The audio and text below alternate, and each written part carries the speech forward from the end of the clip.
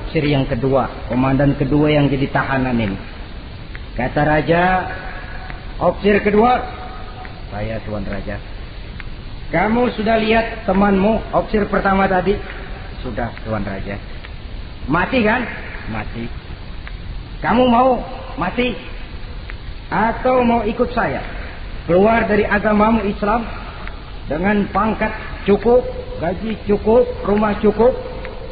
Bagaimana? Sudah Tuan Raja. Sudah apa? Sudah, jangan banyak omong.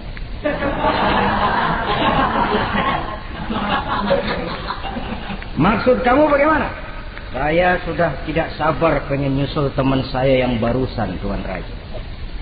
Saya tidak sanggup bayangkan bagaimana dia disambut oleh para bidadari di sorga, disambut oleh para malaikat dengan ramah tamah, menikmati kehidupan di alam yang penuh dengan keriduan. Oh Tuan Raja, sudah jangan banyak omong. Kalau mau potong, potong saya. Kata Raja, ini gilaan lagi dari yang tadi. Yang tadi masih bisa diajak berunding. Ini sudah minta dipotong. Ayo, Algojo, potong. Dipotong lagi oleh Algojo. Putus lagi, berpisah kepala dengan badannya. Jatuh ke bawah, masih muter kepalanya kayak orang tawaf, ngaji lagi. Ayatnya yang dia baca, wujuhu yawma izin nadhirah, wujuhu yawma izin nadhirah, ila rabbiha nazirah. Wajah mereka pada hari itu berseri-seri, kepada Tuhannya mereka memandang, matanya terpejam dengan rapat, bibirnya senyum menghadap Allah. Syahid lagi yang ketiga ini. Nah, kata Raja, sekarang komandan opsir yang ketiga, panggil. Opsir ketiga, saya Tuan Raja. Sudah dengar nasib dua orang temanmu? Sudah Tuan Raja. Mati? Mati. Kamu bagaimana? Saya mau hidup Tuan Raja. Jadi kamu mau ikut saya? Mau Tuan Raja, saya mau. Mau meninggalkan Islam sebagai agamamu? Mau Tuan Raja. Mengkhianati khalifahmu Umar bin Abdul Aziz? Iya Tuan Raja.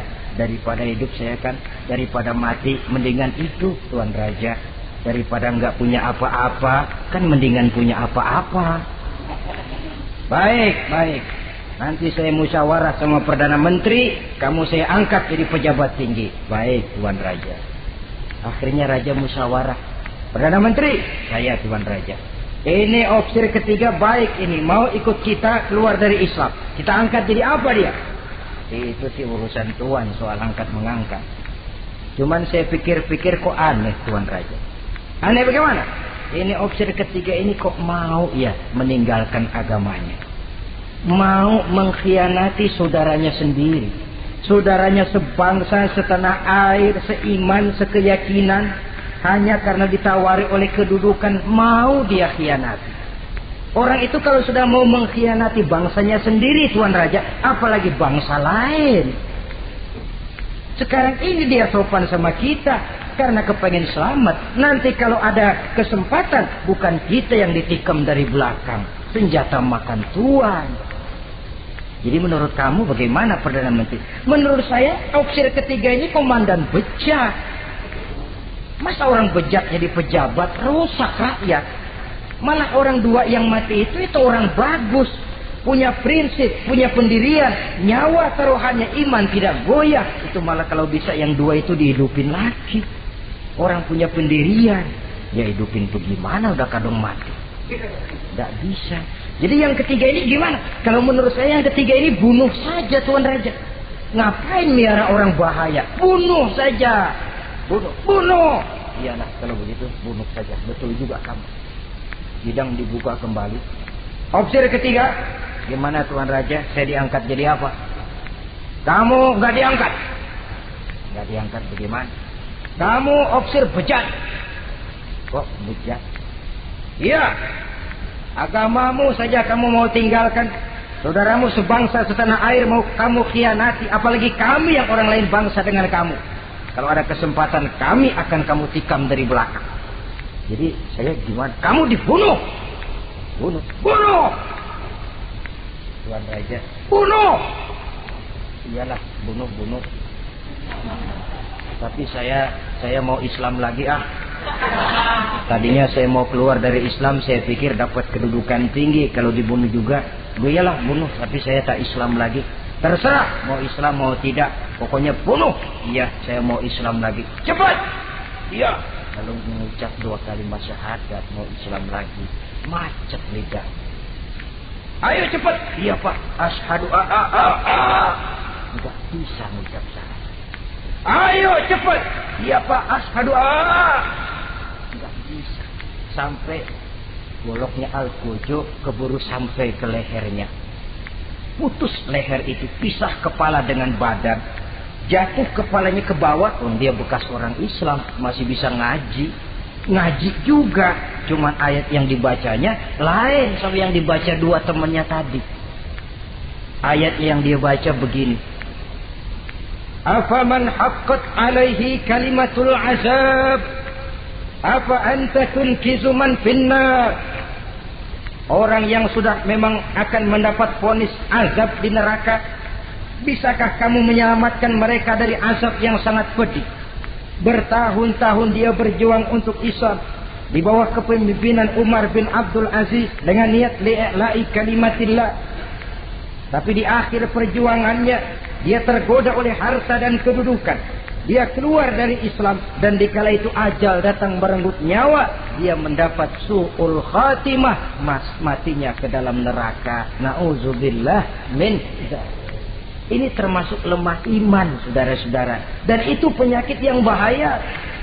Biar lemah ekonomi, biar lemah pendidikan, kalau iman kuat, insya Allah masih ketolong. Tapi biar ekonomi kuat, pendidikan kuat, iman lemah, malah yang kuat tadi akan menghancurkan nilai iman yang lemah itu tadi.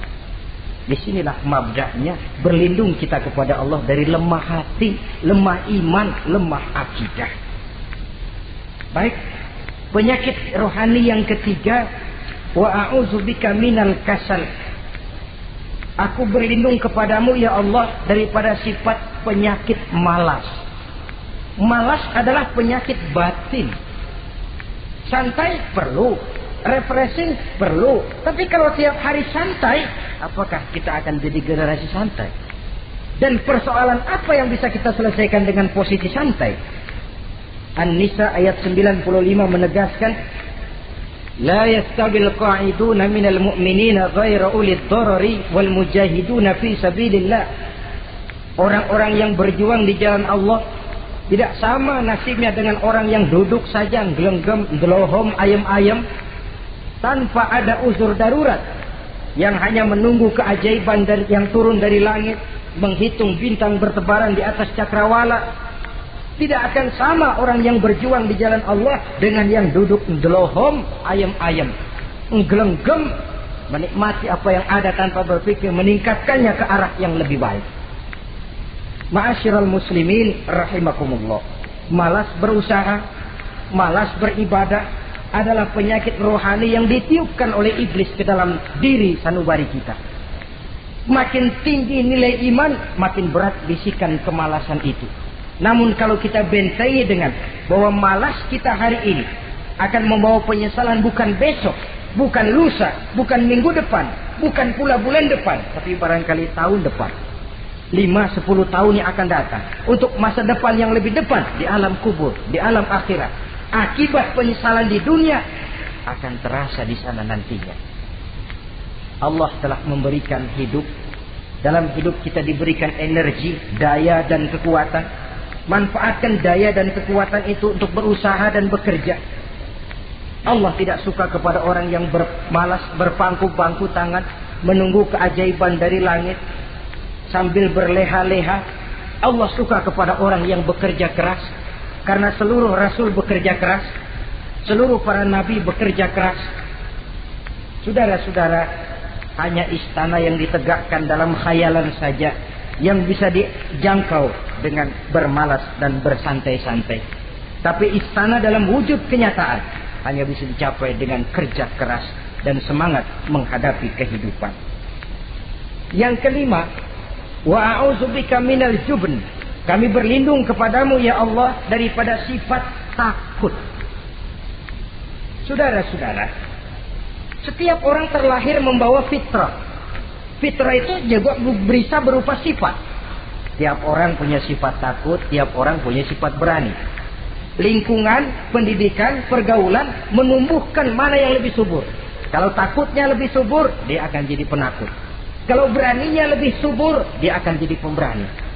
Masalahnya sekarang kapan kita harus berani, kapan kita mesti takut. Kan itu saja. Bahwa semua orang punya sifat berani, sebagaimana semua orang punya sifat takut, itu real. Tapi kapan kita harus berani, kapan kita harus takut. Agaknya surah An-Nisa ayat 77 cukup menjadi sindiran. Falamma kutiba alaihimul qitalu idza fariqum minhum yakhshawna an-nasa ka khasyatillahi aw ashaddu khasyah. Manakala diwajibkan kepada mereka berjuang, maka sebagian daripada mereka takut kepada manusia seperti mereka takut kepada Allah, bahkan lebih takut kepada manusia daripada takut kepada Allah. Ini kan takut yang tidak beralasan. Tengoklah zaman sekarang, mereka yang menebarkan maksiat punya keberanian. Mereka yang bergelimang di lumpur dosa punya keberanian. Mereka yang melakukan penyelewengan dan menyesatkan manusia punya keberanian. Kenapa kita yang punya niat menegakkan kebenaran, membela yang hak, menjalankan sesuatu yang kita yakini sebagai benar, kadang-kadang dihantui oleh perasaan takut? Takut semacam ini yang jadi penyakit rohani. Mereka berani terang-terangan membuka judi. Mereka berani terang-terangan di tengah jalan umum membuka botol minum-minuman keras dan mabuk sempoyongan. Mereka berani terang-terangan di tempat ramai merampok dan menodong. Mereka berani korupsi, memakan uang yang bukan haknya. Mereka berani untuk sesuatu yang sesat dan menyesatkan. Kenapa kita tiba-tiba di hadapan sesuatu yang kita yakini benarnya kita jadi lemah? Kita jadi takut, lebih takut kepada manusia daripada kepada Allah. Padahal terkena kita penjara manusia paling banter seumur hidup kita. Tapi penjara Allah, nerakanya Allah, azabnya Allah, bukankah sesuatu yang mestinya harus paling kita takuti? Oleh sebab itu terutama generasi muda, bangkitlah. Tegakkan yang ma'ruf, hancurkan yang munkar sesuai dengan kemampuanmu. Dengan cara yang bijaksana tentunya. Tidak dengan cara yang frontal. Tapi yang saya maksud, kalau mereka yang berdiri di kubu kemunkaran punya keberanian. Kenapa? Kenapa kita yang berdiri di atas yang hak dan benar kadang ragu kalau kita tidak takut sama sekali? Saudara-saudara kaum muslimin rahimakumullah. Oleh karenanya kita takut, memang takut kalau harus melanggar perintah Allah. Kita harus berani pada saat kita merasa melaksanakan apa yang diperintahkan Allah. Berani terhadap melaksanakan perintahnya, takut kalau sampai melaksanakan larangannya. Jadi ada waktunya kita berani, ada waktunya kita takut. Dengan demikian, sifat penakut ini menjadi handicap, menjadi penghalang yang menghalangi kita daripada kemajuan dan kemajuan. Iya, Islam sih Islam, Pak. Tapi kalau nanti saya dipecat, anak saya makan apa, Pak? Islam sih Islam, Pak. Tapi ini risikonya, Pak. Bukankah Nabi sendiri pernah memang memperingatkan? Sayati ala ummati zamanun al-qabidu ala dinihi kal-qabid ala al-jamrah. Akan datang satu masa di tengah umatku di mana pada masa itu orang yang konsekuen dan teguh memegang agama seperti memegang bara di tangan. Dipegang tangan terbakar, dibuang bara terlepas. Konsekuen megang Islam, risikonya berat. Melepaskan dan masa bodoh terhadap Islam bertentangan dengan batin.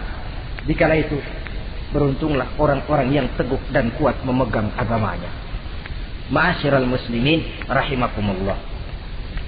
Hanya sifat berani yang menyebabkan Islam berhasil menembus dinding Jazirah Arabia, memasuki Bizantium dan Persia, mendarat di Spanyol, memasuki Selat Jabal Tariq, pada gilirannya mewarnai hampir 2/3 belahan bumi, menjadi mercusuar di lapangan ilmu dan peradaban.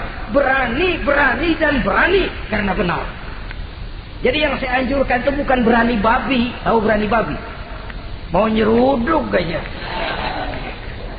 Berani yang tanpa perhitungan itu berani babi namanya. Nyeruduk aja. Ya kalau kelempengan yang diseruduk tahu empuk. Tapi kalau yang diseruduk mesin giling kan bongkar kepala.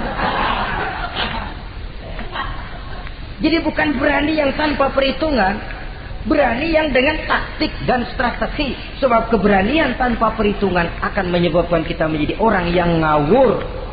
Dalam istilah sosial dinamakan trial and error, spekulasi namanya. Dan itu harus pulang kepada diri kita.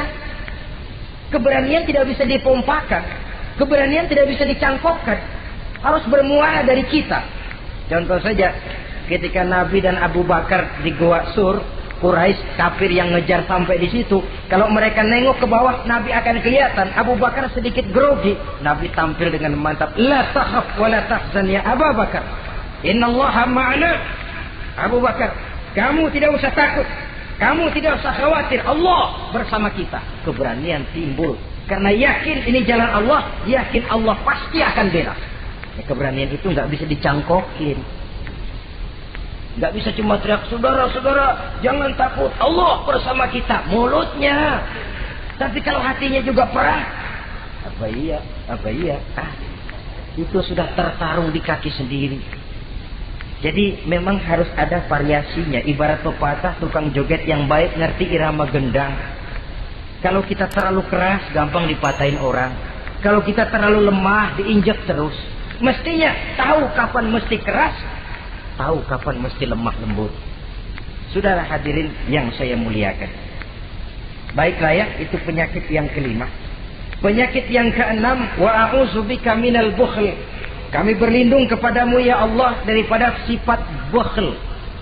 Pelit bin kikir alias medit. Ini penyakit rohani. Kenapa sih orang bisa kikir? Karena dia tidak sadar. Pokoknya duit saya ya keringat saya. Dia tidak sadar bahwa itu amanah. Dia tidak sadar bahwa dia kadang-kadang diberikan kehormatan oleh Allah untuk menjadi keran yang menyampaikan rezeki kepada orang lain. Rezeki dia cuma lewat tangan saya. Orang bakti yang gak punya pikiran begitu. Yang ada yang di kantong saya, keringat saya, sama orang lain kagak ada urusan. Kalau dia sadar, rezeki saya cuma lewat tangan, rezeki dia cuma lewat tangan saya. Dia berfungsi sebagai keran, rasa bakhil itu tidak perlu ada. Yang kedua, orang bisa bakhil karena jama'a mala wa addada. Suka ngumpul-ngumpulin harta lalu ngitung-ngitung. Ngitung. Orang kalau terlalu ngitung kan yang ada kurang melulu. Kebangetan ngitung melulu. Aduh, 10.000. Kalau 15.000 aja enak aturnya. Dapat 15.000, tanggung dikit lagi. Kalau 20 aja cukup dan nih. Yang nggak pernah cukup sesungguhnya. Jama'a malan wa addada. Kalau sudah kesina, dia akan sampai kepada yahsabu anna malahu akhlada. Dia akan menyangka bahwa harta itulah yang bisa mengekalkan dia. Ya, mengekalkan kebahagiaannya, ya mengekalkan keluarganya, ya mengekalkan umurnya, ya mengekalkan kehidupannya sampai kepada tahapan keliru. Kalau sudah begitu, berat pisah sama harta. Duitnya 100.000, hilang 1.000. Yang hilang doang tuh yang dia pikirin. Yang masih ada yang 99.000 dia nggak ingat. Waduh, mati gua. Ngapa? Duit 1.000 hilang, mati. Padahal yang ada ketimbang yang hilang masih lebih banyak yang ada. Hilang itu yang 99, yang 1.000 yang dia ingat. Hilang 1.000, mati gua udah. Mati gitu. Kalau datang orang gantiin, lo jangan sedih dah nih digantiin 1.000, bikin kenceng nangisnya. Kenapa nangis? Kenapa bikin nangis? Coba yang tadi nggak hilang jadi 2.000 kan. Ingat yang tadi hilang. Kapan syukurnya kalau sudah jama'a malan wa addada, prosesnya akan sampai kepada yahsabu anna malahu akhlada. Memang harta itu bisa mengekalkan kita. Kapan? Kalau dia kita belanjakan di jalan Allah. Itu harta yang mengekalkan kebahagiaan. Kita berikan dia kepada yatim piatu. Kita berikan dia memperbaiki jalanan umum. Kita berikan dia membangun puskesmas. Kita berikan dia membangun masjid, pondok-pondok pesantren, memakmurkan majelis-majelis taklim. Itu harta yang mengekalkan kita. Adapun yang kita belikan, ya belikan pakaian pangkatnya topo. Bagus benar. Sekarang 4-5 tahun yang akan datang lari ke dapur. Bukan dibersihin, ngebersihin. Makanan yang paling enaknya waktu di tenggorokan. Sudah masuk ke dalam perut, sudah gak ada bedanya singkong dan sate. Malah besok pagi keluar bauan sate daripada singkong. Bedanya makanan cuma di kerongkongan saja. Saudara hadirin yang saya muliakan, jadi kalau sadarlah kita bahwa karunia yang datang itu memang amanah Allah, kenapa harus bakhil? Bahwa rezeki orang harus lewat tangan kita, kenapa harus mengelak? Tidak ada orang jatuh miskin karena dia dermawan. Tidak ada orang jadi susah karena banyak menolong orang. Karena mungkin keberkahannya yang penting itu. Dia menolong orang, orang tidak bisa membalas, tapi Allah membukakan jalan lewat jalan lain yang tidak dia perkirakan sebelumnya.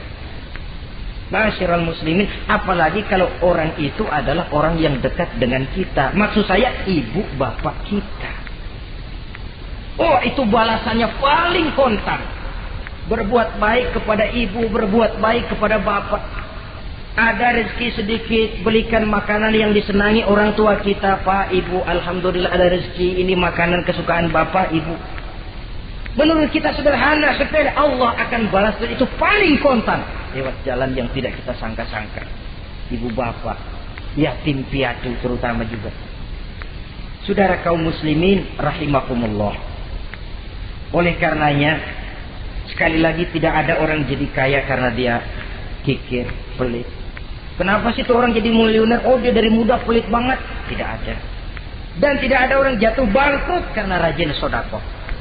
Kata Nabi, inna sadaqatal mar'il muslim tazidu fil umri wa tadfa'u mitatas su'i. Sesungguhnya sedekahnya seorang muslim bisa menambah panjang umur dan menyelamatkan orang dari mati secara su'ul khatimah. Panjang umur bisa artinya jumlahnya tambah, bisa berarti walaupun orangnya sudah mati, namanya tetap hidup dikenang orang kebaikannya. Itu pun panjang umur namanya. Namanya tidak hancur, walaupun jasadnya hancur masuk ke dalam tanah dimakan oleh cacing tanah. Namanya akan hidup terus, bahkan ditulis dengan tinta emas dalam sejarah. Bakhil, pelit adalah penyakit batin. Dokternya agama dan kemauan diri merubahnya dengan sadar bahwa karunia adalah amanah. Ini penyakit bakhil nggak bisa ke rumah sakit, ke rumah dokter medis. Dokter, saya punya penyakit pelit, bagaimana ngobatinya? Suntik. Tidak bisa. Suntiknya adalah agama, saudara-saudara. Yang ketujuh, wa min ghalabatid dain, inti doa. Saya berlindung kepadamu ya Allah, jangan sampai ada perasaan dililit utang. Bahwa kita hidup tutup lubang, gali lubang itu biasa. Tapi kalau gali terus nggak pernah nutup, ini mau kejeblos namanya. Ngutang lalu nggak bayar-bayar, namanya gali lubang, nggak pernah nutupin.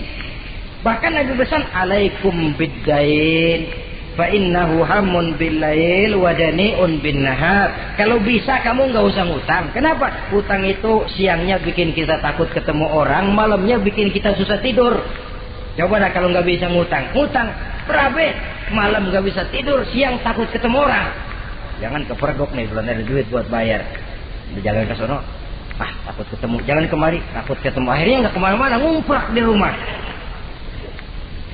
Tetapi adat hidup, saudara-saudara, apalagi kita yang ekonomi menengah ke bawah, biasa. Adat hidup itu tutup lubang, gali lubang, saling menerima, saling memberi. Tapi yang diajarkan oleh agama, oke, gali lubang silakan, asal bisa nutupin. Kalau tiap hari gali lubang dulu, kan kejeblos akhirnya. Oleh karena itu, apalagi hutang ini menyangkut hukukul adami, hak manusiawi. Itu di akhirat nanti ya, taubatnya lebih sulit. Kalau saudara dosa kepada Allah, taubatnya cuma 3 syaratnya. Nyesel, berjanji tidak akan ngulangi, meninggalkan perbuatan jahat. Tapi kalau menyangkut hak manusia, syarat taubatnya 4. Saudara mencuri sendal, syarat taubatnya nyesel, berjanji tidak akan mengulangi lagi, meninggalkan perbuatan mencuri, lalu yang keempat, sendal orang pulangin. Atau minta maaf dan minta ridho dari yang bersangkutan. Sebab ini menyangkut hukukul adami, hak manusiawi. Nggak bisa saudara nyolong sendal, taubat langsung kepada Allah, taubat Tuhan, nggak lagi-lagi nyolong sendal. Tapi sendal orang dibekap terus. Ya belum. Nah, termasuk masalah hutang ini. Ma'asyiral muslimin rahimakumullah. Jadi silahkan gali lubang, asal ada kemungkinan untuk nutup. Dan pada saat kesempatan untuk nutup datang, tutup dulu supaya besok bila bisa gali lagi. Jadi kita kadang-kadang kalau ngutang begitu datang rezeki aja giliran mau bayar, rasanya kan berat. Masih ada keperluan lain. Datang yang lagi anu aja bang, tar. Datang lagi sok. Datang lagi tar. Datang lagi sok. Kalau tar sok saja, nembak terus, ya kapan-kapan mau kita bisa tutup itu lubang. Ma'asyiral muslimin rahimakumullah. Yang terakhir, penyakit batin wa qahrir rijal. Kami berlindung kepada-Mu ya Allah, jangan sampai kami hidup di bawah bayang-bayang orang lain. Jangan sampai kami hidup di bawah pengaruh orang lain, hidup disetir orang lain. Badan merdeka tapi jiwa budak. Badan merdeka tapi mental budak. Kita hidup jadi robot. Kemana saja yang nyetel arahkan ke situ kita berangkat. Hidup tanpa prinsip. Qahrir rijal. Hidup jadi bayang-bayang bagi orang lain. Alangkah tidak nikmatnya. Kehilangan kepribadian, tidak punya sikap mandiri. Itu pun penyakit rohani. Karena pada akhirnya nilai kita ditentukan oleh kepribadian kita. Kebesaran tidak bisa dengan nyempeng kepada orang lain. Kekayaan tidak bisa dengan mengakui leluhur. Pribadi kita, sepanjang kita masih hidup di bawah bayang-bayang orang lain, sepanjang itu kita tidak akan pernah punya kepribadian. Dan bila kita tidak punya kepribadian, maka orang tidak akan pernah mencatat kita dalam kehidupan ini. Nah, inilah pertemuan kita yang singkat. Mudah-mudahan ada manfaatnya. Terima kasih dan mohon maaf. Wassalamualaikum warahmatullahi wabarakatuh.